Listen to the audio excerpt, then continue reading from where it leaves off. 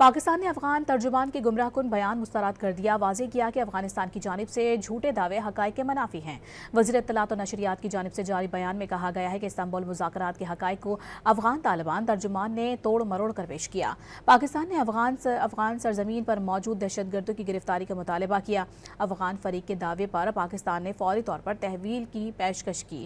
وزارت اطلاعات نے واضح کیا ہے کہ پاکستان کا موقف واضح، مستقل اور ریکارڈ پر موجود ہے۔ افغانستان کی جانب سے جھوٹے دعوے حقائق کے منافی ہیں اور یہ کہ پاکستان نے واضح کیا ہے کہ دہشت گردوں کی حوالگی سرحدی انٹری پوائنٹ سے ممکن نہیں۔ پاکستان نے افغان ترجمان کے گمراہ کن بیان مسترد کر دیا، واضح کیا کہ افغانستان کی جانب سے جھوٹے دعوے حقائق کے منافی ہیں۔